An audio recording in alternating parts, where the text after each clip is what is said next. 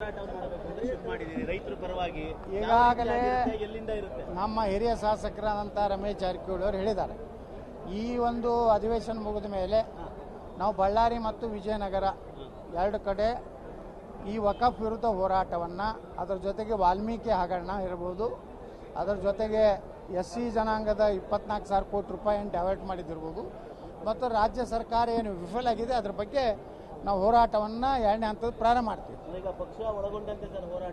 ಭಾರತೀಯ Janata party Karnataka banner ತಳಗೆ ಮಾಡ್ತೀವಿ. ಎಲ್ಲರಿಗೂ ಆಹ್ವಾನ ಕೊಟ್ಟಿದ್ದೀರಾ ಸರ್? ಎಲ್ಲರಿಗೂ ರಾಜ್ಯ ಅಧ್ಯಕ್ಷ ಆದಿಯಾಗಿ ಯಾರಿಗೆ ರೈತರ ಬಗ್ಗೆ, ಮಠಮಾನ್ಯ ಮಗಳ ಬಗ್ಗೆ ಅತಿ ಏನು ಗೌರವ ಇದೆ ಅವರೆಲ್ಲ ಬರ್ಬೇಕಂತ ನಾವು ಕರೆದಿದ್ರು ರೀ.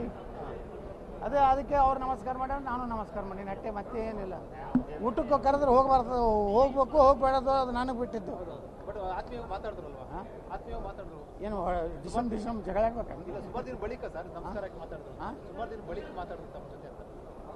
ಹೆಂಗೆ ಒಮ್ಮೆ ನಮಸ್ಕಾರ ಮಾಡ್ತಾರೋ, ಒಳಗೆ ಏನು ಮಾಡ್ತಿರ್ತಾರೆ ಯಾರಿಗೆ ಗೊತ್ತದ. ಮುಂದೆ ನಮಸ್ಕಾರ ಮಾಡೋರು ಭಾಳ ಡೇಂಜರು.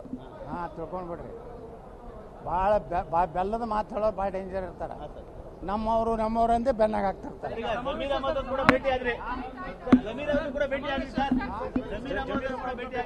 ನೋಡ್ರಿ, ಜಮೀರ್ ಅಹಮದ್ ನಿನ್ನೆ ಒಂದು ಪ್ರಶ್ನೆ ಇತ್ತು.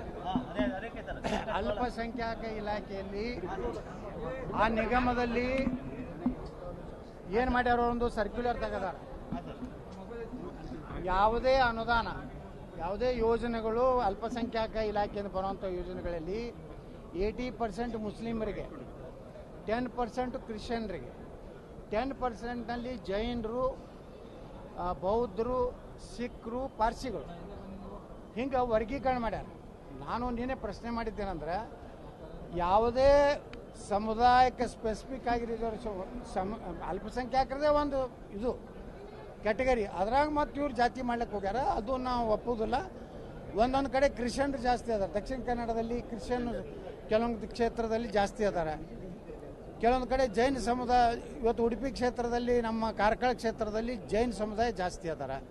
ನೀವು 80-10 ರೇಷಿಯೋ ಮಾಡಿದ್ರೆ ಆ ಜೈನ ಸಮುದಾಯಕ್ಕೂ ಅನ್ಯಾಯ ಆಗ್ತದೆ, ಕ್ರಿಶ್ಚಿಯನ್ ಸಮಾಜಕ್ಕೂ ಅನ್ಯಾಯ ಆಗ್ತದೆ. ಅದಕ್ಕೆ ನಾವು ಹೇಳಿದ್ದೇನೆಂದರೆ, ವಿಧಾನಸಭಾವಾರು ಯಾವ್ಯಾವ ಅಲ್ಪಸಂಖ್ಯಾತ ಸಮುದಾಯಗಳದಾವು, ಜೈನರು ಇರ್ಬೋದು, ಸಿಖ್ರು ಇರ್ಬೋದು, ಪಾರ್ಸಿಗಳು ಇರ್ಬೋದು, ಕ್ರಿಶ್ಚಿಯನ್ರು, ಆ ಪರ್ಸೆಂಟೇಜ್ ಮ್ಯಾಗ ಅವ್ರಿಗೆ ಏನು ಅವರ ಸೌಲಭ್ಯಗಳನ್ನು ಕೊಡ್ಬೇಕಾಗ್ತದೆ. ಇವತ್ತು ಜಮೀರ್ ಅಹಮದ್ ಖಾನ್ ಬೆಳಿಗ್ಗೆ ಕರೆಸಿದ್ರು, ಅವರ ಎಲ್ಲ ಅಧಿಕಾರಿಗಳು ಬಂದಿದ್ದರು. ನಾವು ಹೋಗಿದ್ದೆ ಅವ್ರ ಕಚೇರಿಗೆ, ಸರ್ಕಾರಿ ಕಚೇರಿಗೆ ಹೋಗಿದ್ದೆ.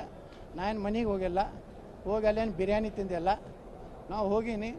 ನನ್ನ ಕ್ಷೇತ್ರದ್ದು ಒಂದಿಷ್ಟು ಮನೆಗಳು ಅವರು ಡಿಲೀಟ್ ಮಾಡಿದರು.